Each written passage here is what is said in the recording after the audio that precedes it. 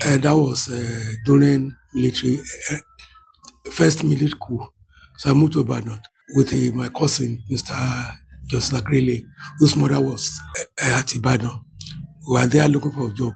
From January, we didn't get a job until sometime I got a teaching job around June 1966. So I was there, sorry, 1967, 1967. I was there at Ibadan up to Easter, that's Easter 1968, when I first tired of teaching job. I saw that I don't have any any hope of making progress. So I moved to Lagos. When I got to Lagos, I went to my sister, who's the mother of President Dele Alake, President Minister in the Tinubu cabinet. The mother is my aunt, Romaide. The father of the mother and my grandmother are, are of reading parents. So I moved to see her in Lagos. He got married to late Shiva Alake, who was a friend at that time working in Federal Ministry of Finance. His name was Mr. Olajide. He's from Obo, Ayegole. He was another Secretary Minister of Finance. At that time, Custom was under Minister of Finance. When I got to him, he introduced me the PAMSEC who was in charge of custom employment. Coincidentally, I got employed as a clerk in customs. That was around August 1967. Our headquarters then was at Tinubu, Federal Ministry of Finance, Tinubu Square. At that time, Mobi was located at number 60 Broad Street, very close to Tinubu Square. My late brother, Mr. Onipede, was the driver of the MD of Mobi at that time. I used to see him at break time. So one of the occasions that I went to see him, he told me that Mobi wanted to employ some people in their office. I applied along with other people. By January 25 or 26, thereby, they invited us for an interview. In the interview, we wrote exams. I was lucky to come first. And after the later when they invited for interview, I think they invited about 8 of us. When we got to the interview, they conduct the interview normally. And then they were calling one by one. They conducted the interview one by one. When it was my turn, the man who was to interview me asked me very many questions. And at the end of the day, he said, "This boy, you are very intelligent." He asked me, at that time, there were only 7 oil companies in Nigeria. If I get to any position, if I go to any station, how will I know that one is Mobile, one is Texaco, and so on? So I told him all the colors of the painting of the filling station. The one for Texaco, the one the one for Shell, Total, BP, and so on and so forth. When he got the one for Mobile, I told him color. I told him not only are the Mobile stations are painted in ash color, that their symbol is a fly animal. The man said, this is why you're so intelligent. I said, you don't know anything, though. He said, what do I want to know? I said, now that he's interviewing me, if I look at his finger toes, and after 20 years, if the man was brought to me and his face is covered, that I will be able to tell him that this is the finger toes of the man who interviewed Mobi. He said, Ajelonde. That's why he stopped the interview and employed me only. So that's how he got employed into Mobi.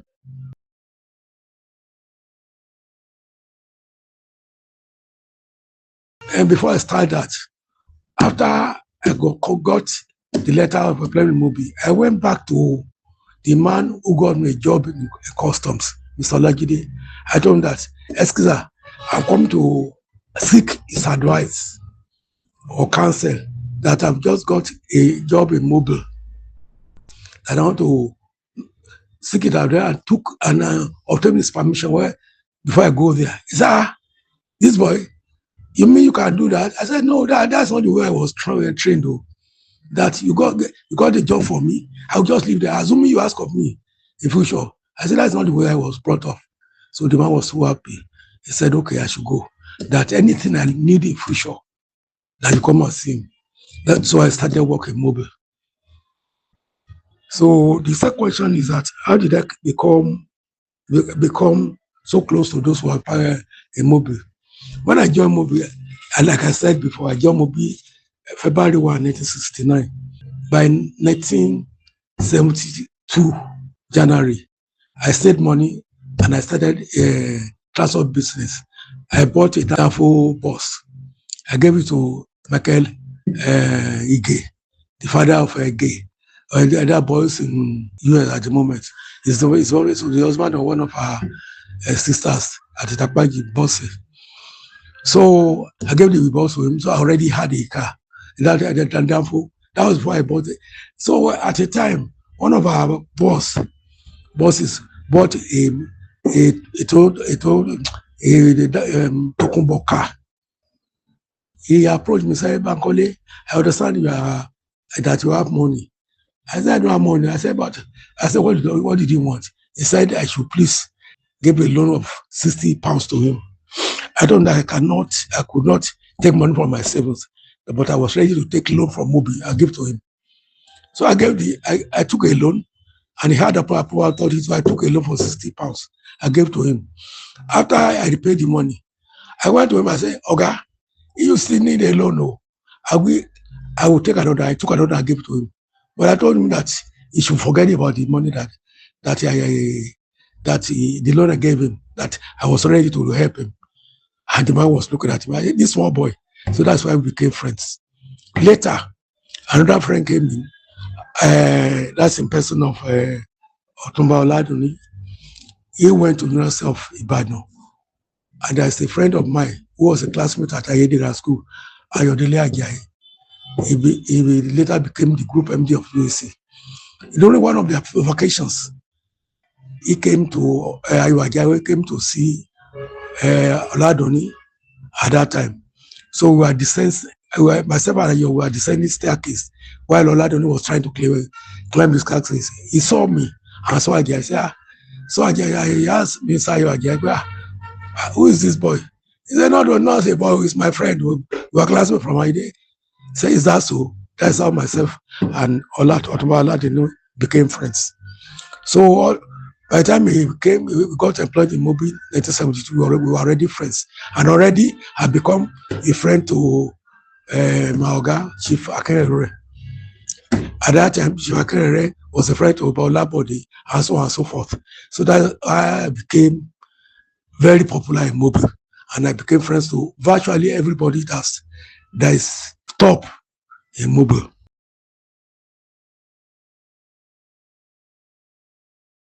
My brother was asking me that the day he gave me, and he told me that I was finishing the Polytechnic, that I got a letter for him to start job immediately.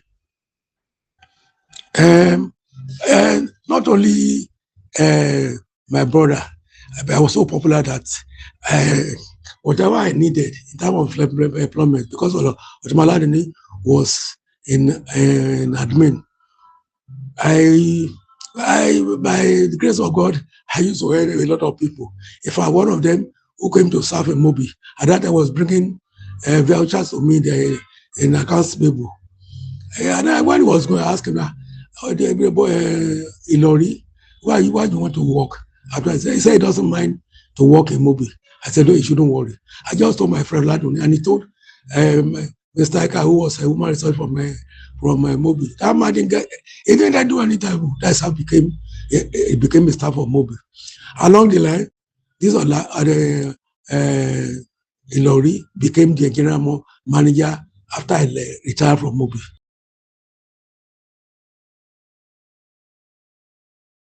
I knew my father as a very wonderful Christian, even though he was not read, but he believed so much in God. Like when I wanted to leave for secondary school, my father called me that he was going to give me 3 laws. I said 1. He said that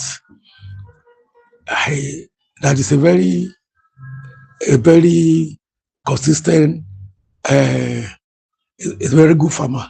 That whenever I go to farm, then can I imagine that I say that he gets to me and say, James, go and buy me cigarettes.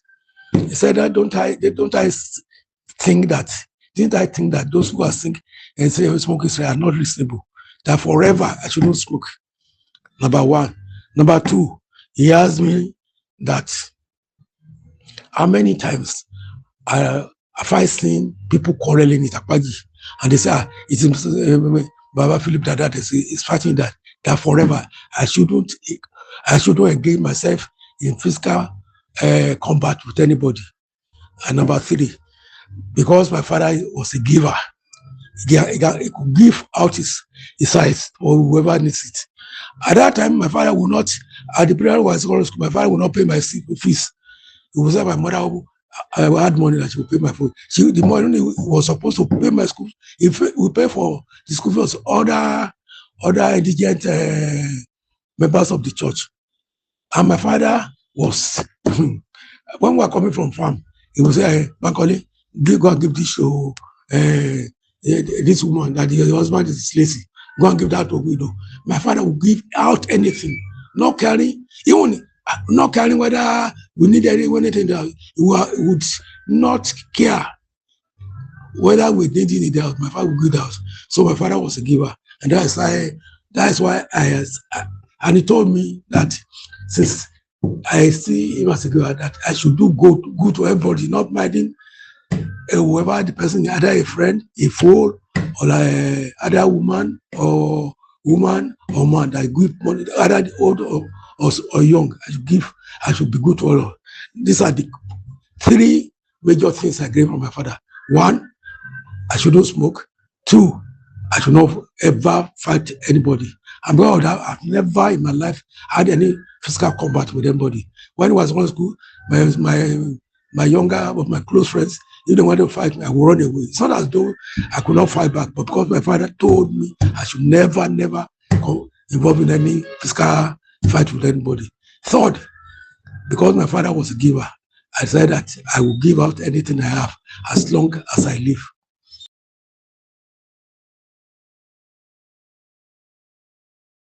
I was forced to retire from Mobi 31st August 1990.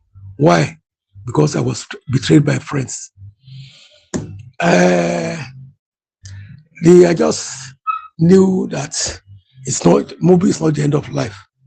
I believed in myself, and I said, at all costs, I will do anything to take care of my family. And that's why I decided to use the vehicle I have at that time to do Kabu Kabu. I was doing that consistently, and money was coming home. I stopped one day. I carried a passenger to Ikeja on that bridge. So after dropping her, I saw another person coming towards me, say, I said, come. But when the man moved close to me, I saw that it's one of the contractors that I usually paid. A contractor I usually pay when I was in Mobi. I felt ashamed. I ran away. So that day I said, oh, I'm not going to make Kabu Kabu. I then resolved to go back to clearing. I was doing clearing. I saw my friend, whom I said this was the group MD of UAC. He gave me 7 letters to his friends. Some are Indians, some are merchant investors, Cadbury, a lot of 7 companies. Then my former boss, Shifa Kerere, asked me what type of job I wanted to do. I told him I will go into clearing. He now gave me letters to 3 companies. Van Leer, at that time we were producing grease, drums. So I was clearing drums for them. Then he gave me letter to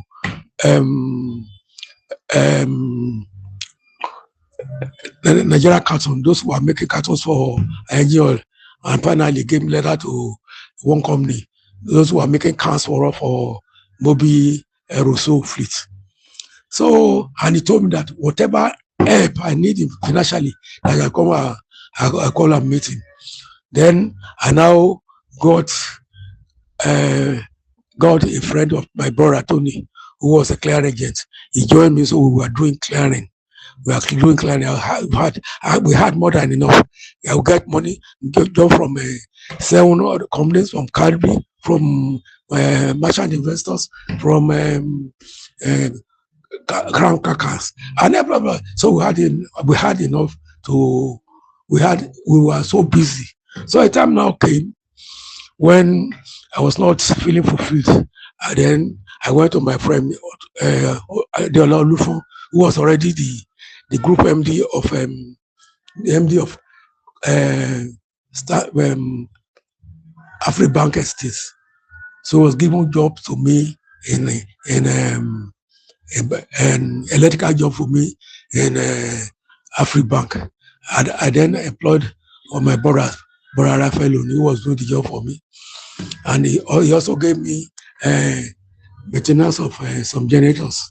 I was doing that. Then later, one of my friends, Otumba Aladeni, called me that because of me, he has transferred the person who was the purchase manager in mobile processing to Lagos. That it's not in Lagos, that I should come around. So he had now told that person that any type of job in his house, I should be handling it. Is it painting, painting, electrical job, all the job that is good to me. Then later, one of the person whom I had got employed into Mobi, Mr. Adewale Lori, was promoted or became the engineering manager of Mobi. He now called me and said I should look for people who will be serving generator for me. At that time, he gave me 40 generators. I covered the whole of Southwest stations. So I had more than enough. I would work for Mobile, I would work for Afribank, I would work for web producing. So I had more than enough. There's no type of job that I was not doing. And I thank God because of that, I was able to take care of my children.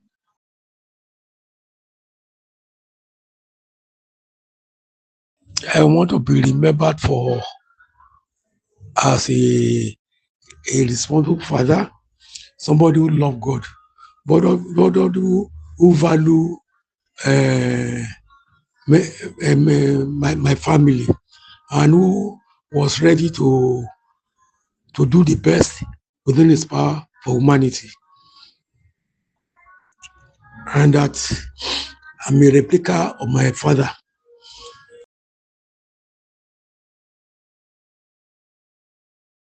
Like the story I've just told you about my father, I did everything my father told me, and even beyond. My advice to the younger generations is that you should, first and foremost, you should love God, obey His commandments, be a child of God totally. You cannot pretend. You can pretend to a human being, but you cannot pretend to God. He knows you in and out. What you are thinking in your mind, God knows it. So be a child of God totally.